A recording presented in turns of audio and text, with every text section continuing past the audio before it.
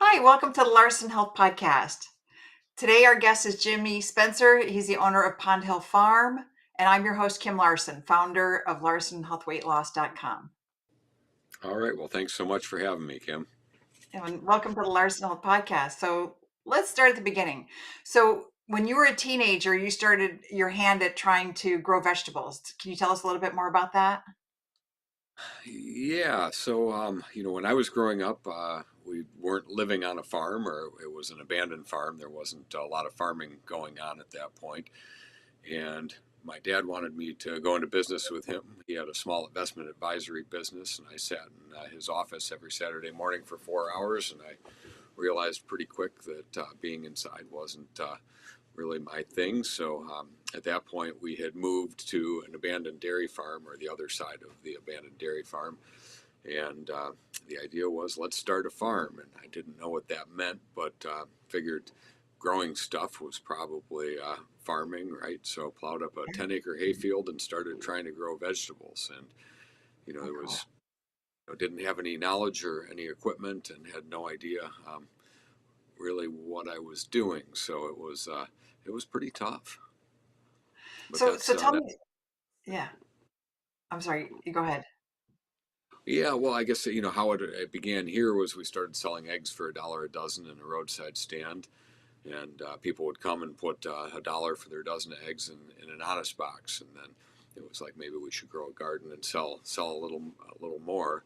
Had a second stand the second year. The garden I plowed up this giant field, watched it all turn green, and thought I didn't plant that, and grew weeds that were taller than my head, and uh, it was tough, but it's one of those things. You got two options. You can either quit or try harder. So here we are 30 years later and still trying. No doubt. Yeah, and you said on your website that the first 5 years of the vegetable farming was a nightmare. So, can you share a little bit about what made those years so difficult and how you pushed through all that? Well, I think like many things, if you knew what you were getting yourself into, you might not do it. But once you're doing it, you either have to keep doing it and figure it out, or quit.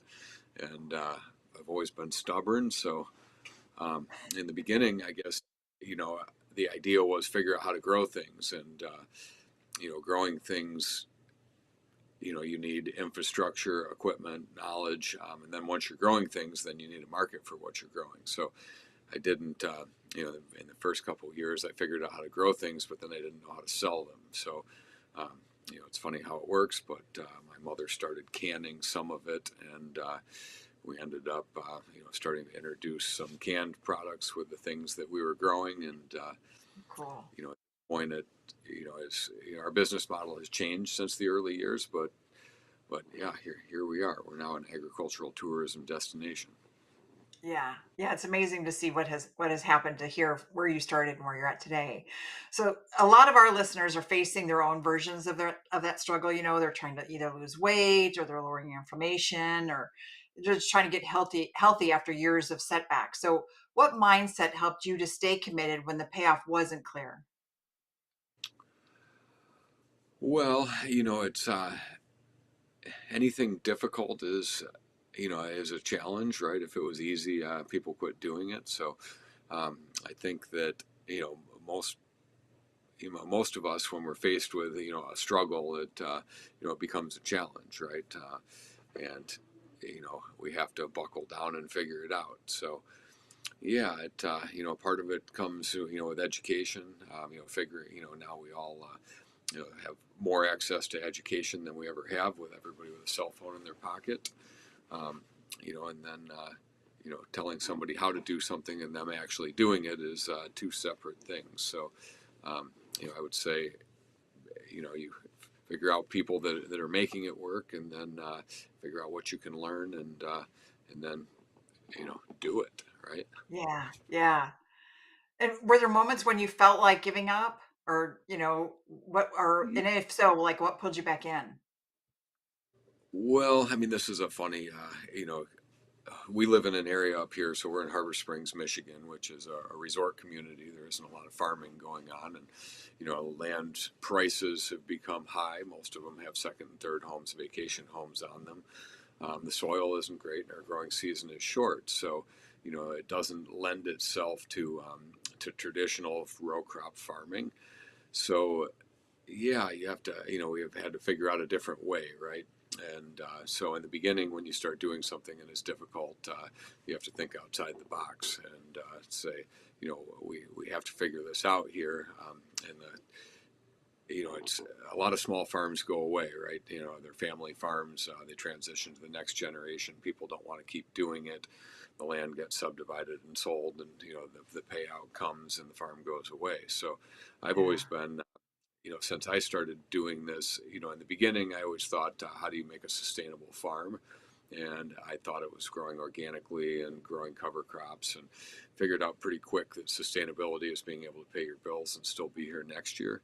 Um, Yeah. the rest of it is also important. I also think, nobody owns land. We all take care of it for a while. Yeah. So, if, when we leave this world, that's, or move on, does it continue on the way that it was, or does it continue to just be subdivided? So I guess with this business, I've thought, because it was such a struggle in the beginning, and there was so many times that, we had to have the money conversations in the middle of winter and say, can we keep going? Are we going to, is it worth how hard we're working? And there's a lot of, it's still 7 days a week, but in the early years, when you start working over 100 hours a week, you become pretty bitter, and Wow. Yeah.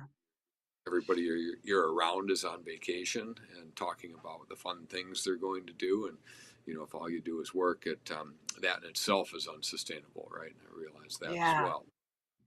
There's also times in your life you just have to do what you have to do, to make it. And we're not at war here. This is just life and people, people working. So um, anyway, but I think some struggle is good. It teaches you who you are and what you're capable of. And everybody has a different idea of what hardship is, right? Because of how they grew up and how much they've been through. So, True. some people, you know, I guess that's one of the things struggle teaches you, right? Is what you're able to endure. And then when you face something, difficult again, it's, that you'll survive it and that you can make it through it. So, um, I think some of that is good. I had a conversation recently with some people, and that saying that hard times make strong men make easy times make weak men make hard times, and it all comes full circle. That we can't expect that everything comes easy, and that we don't have to work for it, and it's okay to work for it. I think it's okay to struggle. It's um, we're just at a different place in the world right now, right? Yeah. That most people don't have to, the struggles that we used to have of, living in a third world country, or living where food is, you're struggling for survival. Now people are struggling for happiness and fulfillment, and, you know, trying to stay in shape because, the eating choices are bad and the food isn't healthy. And, yeah, where if you go to a place where food is scarce, it's such a privilege to have food. And here in this Yeah. country, food has become this kind of this hard thing that if we eat things in packages that have labels that with words that are long that we don't know what they mean, in Yeah. general aren't good for us, and that most people eat a lot of that. So it's Yeah. inherently just a different time for sure. Yeah. No doubt. So after all those hard lessons that you've learned, how did that shape how you view food today as something more than just fuel? Well, when you're raising plants and animals, you don't go in for a pill to make the plant or animal more happy or lose weight or get better. You don't take them to the doctor, and if you do call, if you call the vet, which most of the time it comes down to what are they eating, what are the mineral deficiencies that an animal has, what or a plant. It all comes down to food in the end. So. Um, I guess what I have realized is that when you watch things grow and you're planting a seed or you're raising a baby animal, really the number one thing. I mean, there's the stress of the environment that it gets too cold or it gets melt. But it's most things when they become malnourished, then other problems happen. So if a plant is under stress for many reasons, then it gets disease, it gets fungus, it gets bugs, it gets um, it's kind of like the fish in the lake, right? Fish attack little fish that are injured. It's easier. Yeah. So a lot of problems that happen with plants are plants that are under stress. So I think it's the same thing with people that we have an engine that was designed to run on certain things. So it was designed to run on, we're hunters and gatherers. We ate, we collected nuts and leaves and sticks and berries and, killed Yeah. things and ate them. If you buy a vegetable at the store, it doesn't have an ingredients label. If you buy a piece of meat, there's no ingredients label. When you look at something and it has an ingredients label with all of these words, it's because it has to become non-perishable, and so we've added all of this, preservatives and different things, and that is That's so inherent, true. big problem with, why we're running fuel through our engine that the engine wasn't designed to run on, and so that now we have Yeah. problems with. Yeah. I agree. So, So so true. anyway, yeah, it's a difficult thing because it's easy, right? Having food that can sit in a bag, in a plastic bag in your cupboard, and you rip it open anytime you want it. It doesn't need refrigeration. It doesn't need, but it comes with inherent convenience, but it comes with inherent problems as well. It does. All right. So, hey, stay with us. We'll be right back in just a moment. Larson Health is brought to you by our sponsors and LarsonHealthWeightLoss.com, where healing begins with the food on your plate. And if you're ready to reset your metabolism and reclaim your energy, visit us online to learn more. We'll be right back with our interview with Jimmy Spencer at Pond Hill Farm.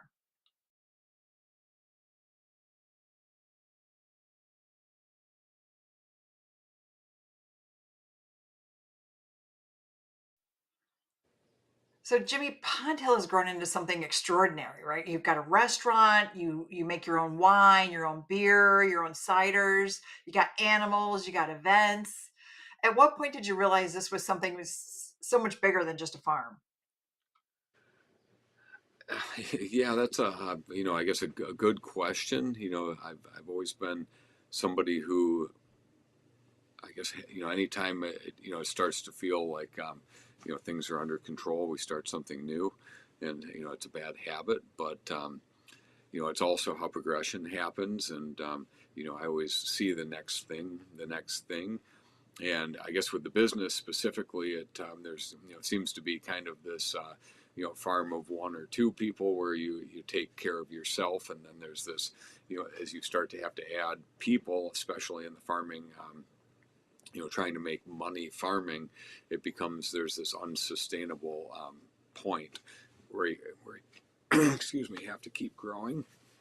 And so, in this environment, I feel like, well, we've had to figure out, in the early days, we had to grow things, put it in the back of the car, and take it to a farmer's market or wholesale it to a restaurant or a Yeah, grocery store. And, you spend a lot of your time doing that, and there isn't inherently, a lot left. And so, what I realized is that people were coming to the farm to feed the animals, pick berries, go on hay rides, and that then they would feel sorry for us and buy something.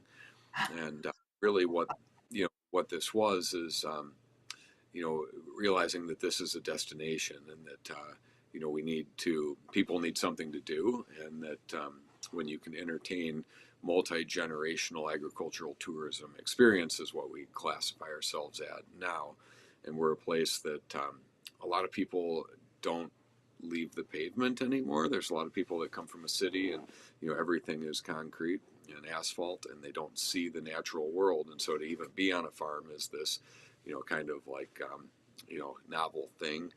yeah, And so having things growing everywhere, and it's become, I guess, the part of who we are and what we do is taking care of this piece of land, and then running a business on it is, the necessity of doing that. And so the business part really is, what pays the bills here is, the restaurant, the people coming in, and eating and drinking. And really, with the farming part of it, we have shifted that to really only growing for the restaurant. So at this point, we grow for the canning kitchen, the restaurant, the winery, and the brewery.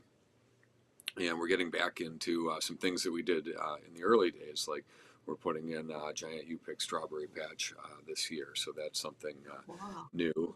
And yeah, I guess it's just how do you utilize the land in a way that keeps it agricultural, gives people an experience, connects them to the land, and connects them to the natural environment that we used to all be a part of. And I would guess most people play basically zero role in their where their food comes from. So everything that most people buy comes from a store. But I think it's also important that people realize that what we're eating, it's like everything we eat comes from plants.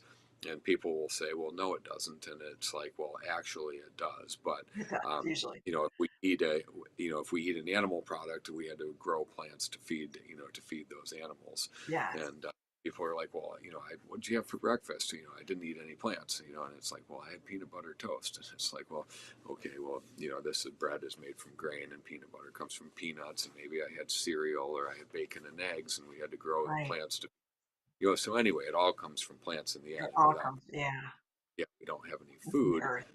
Most people don't know how to grow plants anymore. So, this is kind of a bit of an issue, right? And then, we the inherent problem with our food production in the world right now is that we have a very small amount of people feeding everybody else. When you Yes. look at 1% of the country, but then fortunately we have scientists sitting in labs who are making it so one person can farm 1,000 acres, but that also has inherent problems with it as well, Yeah. because monocropping farming and using technology to produce all this food also is making it more difficult for the land to sustain that food. So the Yes. inputs continue to get more, and the food in general isn't as healthy as it used to be because of these issues. So it's Yes. good that we're able to feed the world, but it's also like so when you have these conversations, usually it's not like people aren't like, oh yay, this is a great conversation, I'm loving it, and it's like the concern, is like, oh geez, this is actually affecting me, and so what can people do? And I would say, try to buy things that are local, try to buy things that are grown. The more that we buy something that came on an airplane and has been sitting in a cooler for 5 to 7 days, you know, Yes. um, that's what you're accustomed to eating, and that you don't want to step outside your box. It's like, what is something that anyone can do just on a daily basis? And it's like, go to a farmer's market, buy something local, eat something that doesn't have a label on it, Yeah. that's a fresh thing. And Yes. so anyway, I guess I tend to ramble sometimes when I get on That's these. okay. Yeah, because sustainability is at the heart of what you do now, right? So what inspired you to make sustainable growing a priority for Pond Hill? Well, it's a sustainable everything, right? In general, if it only continues to get harder, it's unsustainable. So, if you're growing things on land, we want the soil to continue to get better, right? Because it gets easier. So, what you need is your soil to be, more organic matter and more, natural fertilizer in it, because now you don't have to add as many things. So, it's kind of like if you're going to grow a plant in a small pot or a big pot, you're going to grow in a big pot because it's not going to dry out as fast, right? It's just Yeah. easy to take care of. So I think that the concept of doing all these things is inherently selfish, right? Because it just gets easier for you. Nobody says I want to just keep making things harder. That's never anybody's goal. So the goal of taking better care of the land, having things be more productive is really making it easier. But a lot of times making it easier when it comes to using technology, it makes it harder in the long run, right? I So agree. a little balance of both. But I have to learn more of that crop cover from you because I'm have a little farm going at my home where I have these big bins, or what do you call it, growing bins, that where I have sure, organic strawberries, blueberries, raspberries, all the berries, and I get it from Bear Creek Organic. I get my plants from Bear Creek, and then yeah. I plant those. And I got milk thistle this year. I don't know how to do it, but I'm going to learn how, or I'll fail. So So on a small scale, it's on a raised bed and that kind of thing. You can really do it easily, which is great. I think the the hard part of, if you were growing 1,000 acres of corn, wheat, and beans, and you're rotating it, Yes. there's no way to, go and spread manure and compost on 1,000 acres, and so, Right. it's one of these things that is just difficult because we're set up in a certain way to, you know, make sure we have cornflakes and, um, feedlots full of cows and everything else. And it's Yeah. not inherently bad, is not what I'm saying, because if we weren't doing this, we couldn't feed the world. And there's lots of people starving in this world, even with scientists sitting in labs, Yeah. making GMO.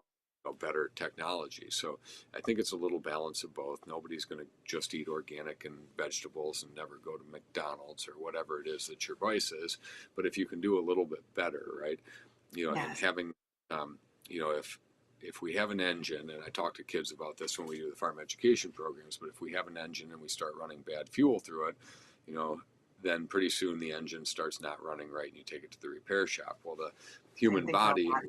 doctor, right? So it's like, well, I have high blood pressure. And it's like, well, you have high blood pressure because you've been eating badly and now you're overweight and you don't actually need I mean, this is my opinion, right? It's But the you right don't opinion. actually need a pill to try to make it better. Maybe the pill will help, but it's like you need to change the way you're living because Yes. getting more and more medications to try to treat this thing that is self-induced or induced by not being educated or not being having the willpower. Or, the other thing that always strikes me is like, if it's not in your house, you're not going to eat it, right? So you only have to Right. restrain yourself when you go to the grocery store. In Right. general, it's like you haul And home a walk the bunch of perimeter. food, you're going to eat it, and it's that's an easy one, I guess. If we were talking about that, it's like when people if you it's 45 minutes in the grocery store that you just got to like be vigilant, and then Yes. once you're home, Read labels if you're going to buy something with a label, or just don't buy anything with a label. So, how did well, the restaurant at Pond Hill come into the picture, right? And what goes into the decision behind what you grow and serve it at the restaurant? Well, I mean, this a conversation like this, it's like, we can't have it all one way, right? It's not possible to live in a world where, we never eat anything that is processed and comes off a truck. We have to figure out some kind of balance, right? Of trying to do what you can that's within the realm of feasibility. And so, really, the decision to have a restaurant was we saw a lot of people coming here that were. This is back, I guess probably the 2005, six, somewhere in there. We were doing U-pick berries, we were doing hay rides, we were growing vegetables, we were raising meat, we were selling to restaurants because they wanted to put, or local and buzzwords on their menu. But it's actually really tough because most people, it's much easier to log onto a website, order everything you want from one supplier, and have it delivered to your cooler with one invoice. It's inherently difficult to go to a bunch of local, small farmers and buy a little bit of this, a little bit of that.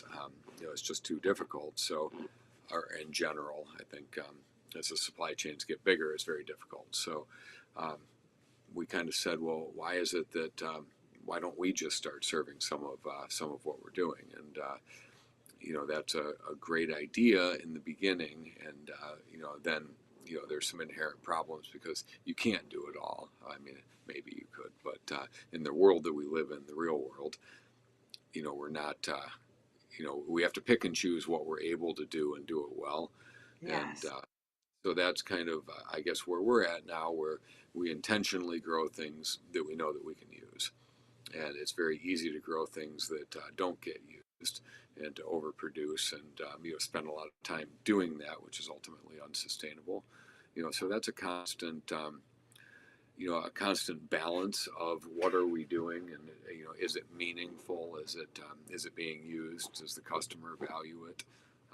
There's a lot of people that won't eat things that they don't know what it is, and if they didn't grow up eating that way, then they won't eat it. And that's a funny one because you would think that we would be curious and want to eat things that we haven't eaten before, right? I Yeah, used yeah. to go to farmers market all the time. We'd have purple kohlrabi, or have something that people haven't seen before, and they say, "Well, what is it?" And you say, "Well, it's purple kohlrabi," and they say, "What do you do with it?" And it's like, "Well, you eat it. It's a vegetable." and you have to actually get somebody to try it, and then they say like, oh wow, it's actually really good, and it's like, well, Yeah. do you want? No, I'm good. But any, I think people eating habits are learned, and kids will learn to eat anything that you put in front of them, and so if you Yeah. feed them bad fuel and you allow them to eat nothing but Fruit Loops and Cocoa Puffs, guess what? They're going to eat Fruit Loops and Cocoa Puffs the rest of their life, and they're And probably have not going to ADHD and other problems. not eat sprout sandwiches or whatever. And Yeah. I guess and again, it's easy to say things like this. It's far harder in the real world, right? Yes. It takes time to cook things, and it takes planning, and it's much easier to put a Pop Tart in somebody's hand than it is to Yeah. bake a loaf of bread. Or so anyway, it's we could Yeah. have these, Yeah. but I think it's the thought process of people kind of evaluating what it is that we're doing every day, and pretty soon you're running in the gas station eating a breakfast sandwich every morning, and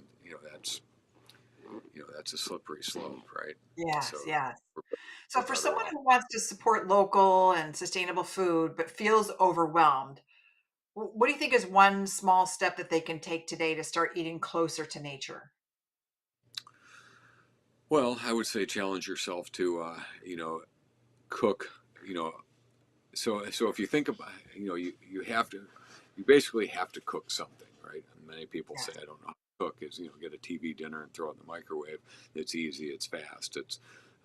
But if you cook a chicken breast, a baked potato, and steam some broccoli, it's a nice meal, right? You can basically eat as much as you want, and there isn't any negative, consequence or not, And it fills you up. And if you know how to read, you know how to read a cookbook. yes, I would say, it's not hard, and people just have to do it, right? You Right. grab the microwave pizzas, and again, it's like all of those ingredients aren't inherently bad, but if you read the back of the box, there's all these words, all the preservatives and everything else that's in there. So, um, yeah, I mean, these are real life things, right? People have Yes. to easy to talk about it, and then people have to make a meaningful decision and say, I'm gonna do something, right? So Yeah.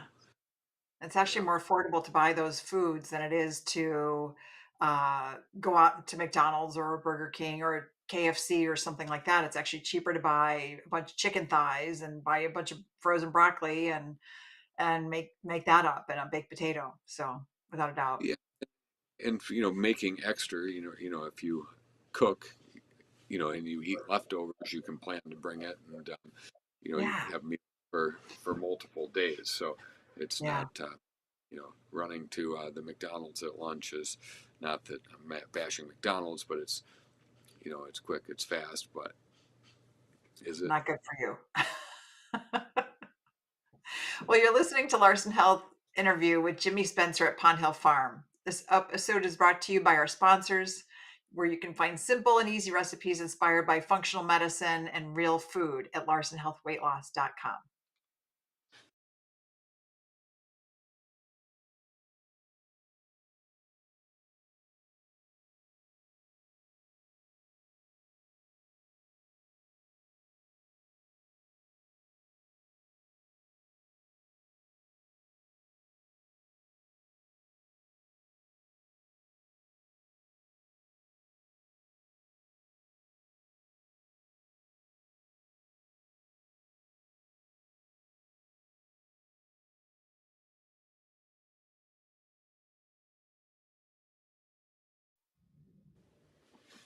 So, Jimmy, functional medicine teaches us that healing begins with, what's on our plate. So, do you see any examples of that philosophy playing out at Pond Hill, either in your own life or from visitors? Yeah, I think Because like Marcy is gluten free, right? Your wife is Marcy is gluten free.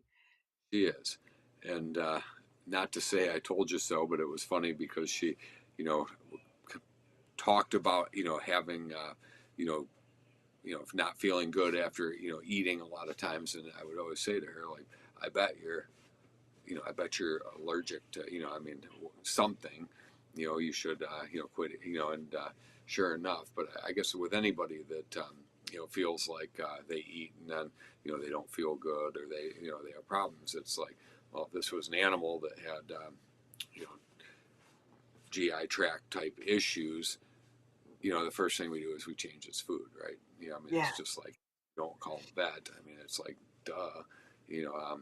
So I guess anybody, when we're self-diagnosing or whatever, it's like, it's, I mean, it seems so basic, right?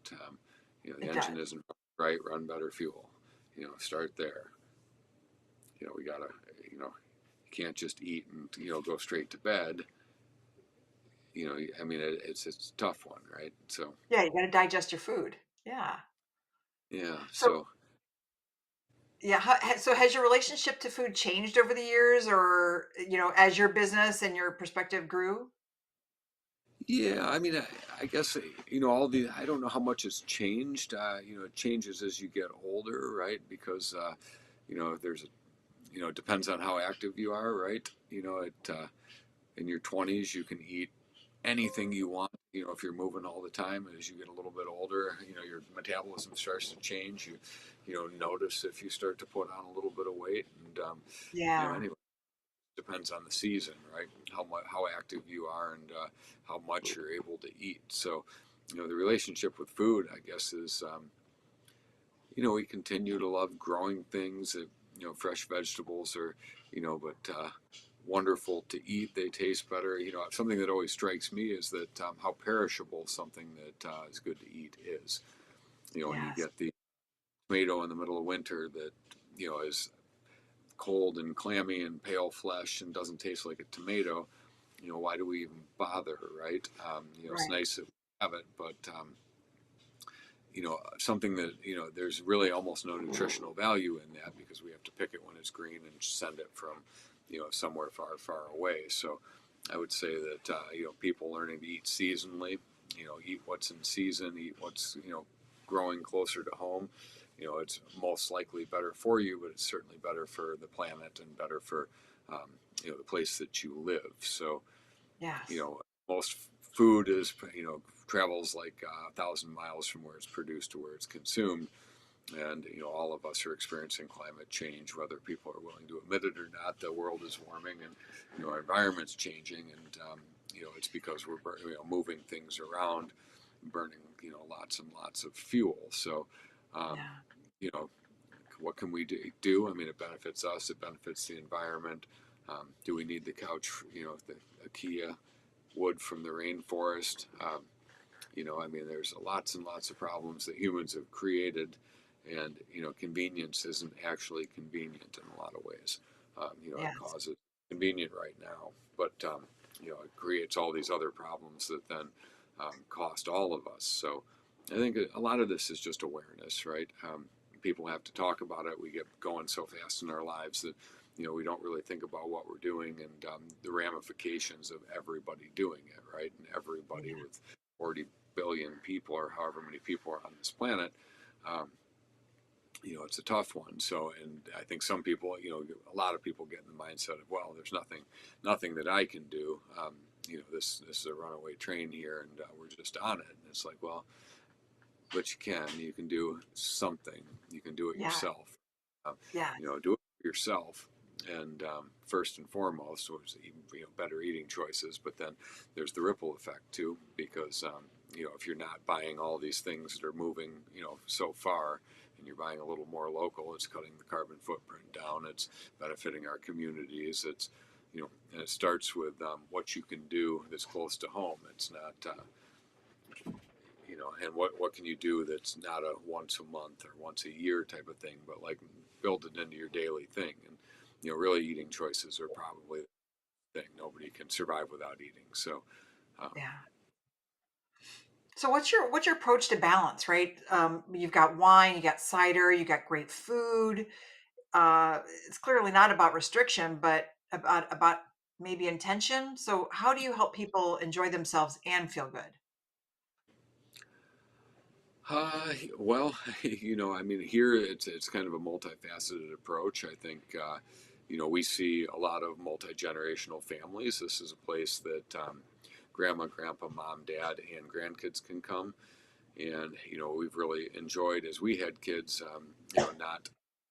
Not seeing live music anymore because we're not going to the bar from 10 to 2, but having live music here where families can enjoy it and enjoy a meal together, enjoy time together. We've done a bunch of different things here on the property that gets people to move around. So we have 6.5 miles of trail system. We have a gnome house hunt that's a free of charge, 1.25 mile walk.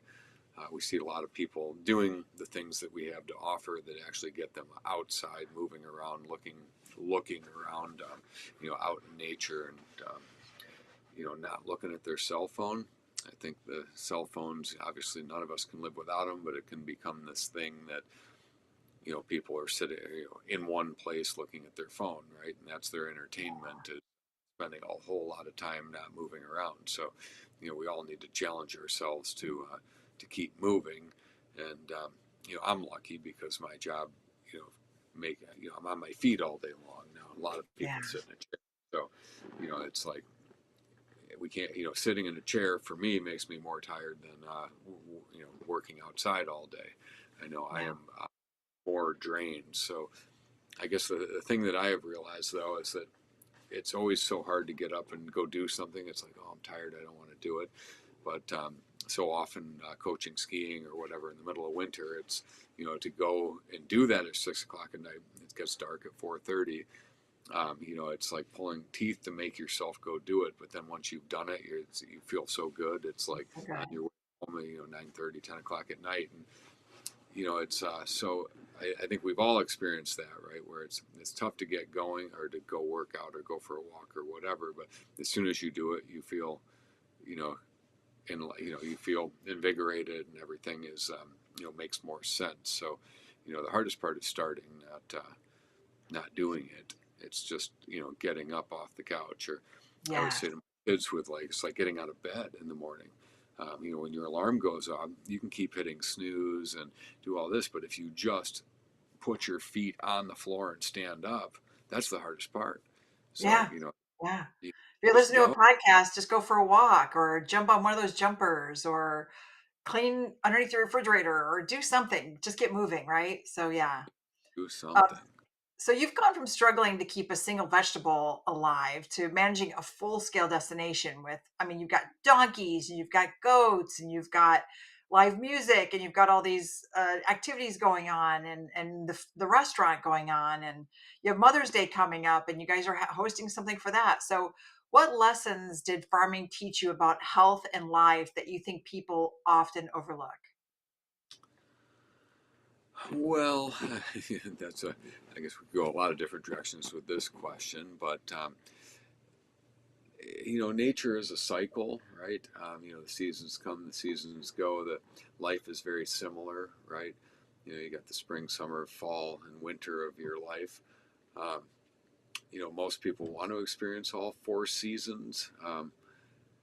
Finding that balance is, I think, the key to happiness, whether that's balancing work and free time or your health and your eating habits or any of these things. It is finding a balance. So, well, what is it that makes most people unhappy and, or happy? And it's, finding that balance of not, if you're working too much or not enough or eating too much or, not, it's, you got to figure out, I guess, what you're going to do about it, and, Yeah. so if there's something that is the issue, you got to say it out loud. You got to, and then say, what am I going to do about it? Because if I'm just going to bitch about it and not do anything, like, well, you might as well keep it in, I mean, like, don't start. So anyway, it's tough because people want easy, and Yeah. we all Yeah, it's it's normal, true. right? If we could just take a pill and make things better, They don't ever feel good about themselves if they just take a but pill, right? You that's gotta that, feel you gotta do that's the work to feel good about yourself. yeah. So whatever it is, I think everybody finding that balance in life, and that enjoyment of life comes from having a healthy mix of work and play and health and whatever it is. Well, we love Pond Hill Farm. We love coming there. We love the enjoyment of being there. We love the food there. So we're always excited to come there and see the live music and have the great food that's there and have a good cider. Hey, So appreciate. yeah. So has your relationship to food changed over the years, like as your business has grown and your perspective? Well, I would say, for if we're specifically here, I would say the relationship is focusing a little more. In the beginning, I grew all kinds of different things, and really we've had to figure out what it is that's meaningful, and what is it that people value, and what is it that they want from us, and all of those things. So yeah, I guess my view on life has changed as you get older a little bit, and you realize that maybe I think there's a certain age that it's all about you, and you realize that it's much bigger than just any one of us. It's our community, it's our family, it's our everything around us. So Yeah. trying to be a better steward of our own little environment that has a ripple effect on that. So I guess that relationship is more with the land than necessarily food, but it is all one and related for sure. Yes. So this segment of Larson Health is brought to you by our sponsors. And a simple 4-week plan to restore digestive balance and reduce inflammation, powered by Food is Medicine. Available now at larsonhealthweightloss.com. And we'll be right back with our interview with Jimmy Spencer at Pond Hill Farm.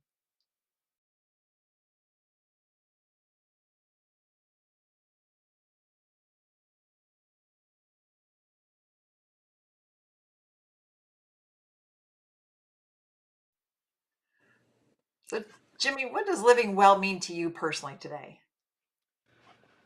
That's a great question. I would say, I mean, of all the people that I know, all different walks of life, living well is being happy and fulfilled. And whatever it is that is making somebody unhappy and unfulfilled is making them not live well. So, from what I can see in my existence on this earth, money doesn't necessarily make people happy or fulfilled. Um, to be happy and fulfilled, you need your health. You need to be able to, you know, move around freely and do the things that you want to do, and that you need to have a purpose that you feel good about. Yes, I agree. So, how do you stay grounded and healthy while running a busy business and being in the public eye, right? Are there any daily practices or wellness routines that you live by? Um, well, I'm a avid outdoorsman, so I spend about 130 days on the water every year, every morning. So I was out fishing this morning. I run a Oh, charter boat and started running charters last year, but I basically watch the sunrise every morning on the water, catching fish from beautiful. starts in the rivers and ends in the rivers before we climb into a tree stand and start deer hunting. So for me, um, I guess I love watching sunrises in the outdoor world, and that there was a lot of years when I basically was working from sun up to sundown and didn't do I didn't have any time for myself, and I would say I was unhappy and unfulfilled at that period. But if everybody has something that they do for themselves every day that they're passionate about, whether it's 20 minutes or I'm lucky enough to get a couple hours, um, that gives you balance. And Yes, if everything you do is running around trying to just put out fires and take care of other people's needs, you turn into a jerk and you can't actually take care of other people's needs because you're just a bear. So I guess yeah, I mean, how do people find that balance point of doing the things that they need to do for everybody else, but still doing something for themselves that what do makes you them. do? What do you do for So you? for me, it's the fishing. I can come back from a great fishing trip, and yes, I'm taking other people and basically setting it all up for them. But um, when we come back and That we've feels caught good. 12 salmon in the morning, and Wow. then I have to work 16 hours. It's like I got a smile on my face all day long, even if I'm washing dishes till midnight. So That's cool.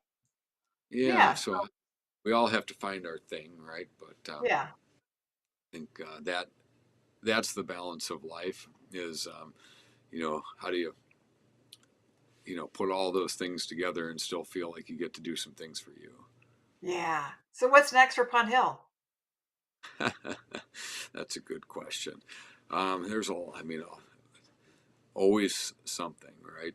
We have some bigger projects on the horizon. We'll see if exactly what the timeline is, but I guess as we focus in on what we are and what we are placed in this community, for me, it's destination experience. Everything that we add has to make this a better destination and a better experience for the people coming here. And I would also like to see this live past me, which means, um, making it truly sustainable. I think means that it doesn't turn into a subdivision when the tree falls on me or any one person. That Yeah. I would like people always say now. I used to come here when I was a kid, and I look at them and they have kids, and I think like that's not possible because um, I don't feel that old. But we see, in 30 years, there's a lot of people that were in diapers and now they have a kid in diapers. So, I'd Yeah. like to see it pass on to the next generation and the next, and um, see it continue to be a watering hole for the community, a place for education, a place for enlightenment, outdoor Okay. recreation. Um, Good. and Yeah. also, That's great. is that what's next? There's always the physical things that are next, right? A new building, Yeah. new that, but really how does something that the busiest place in town when I was growing up is now a car wash, and Not anymore. so how do you what is sustainability? And I think Yeah. you know So how over do the people course, follow you? How do they follow you? How do they plan a visit to Pond Hill? How do they learn more about what you're growing next?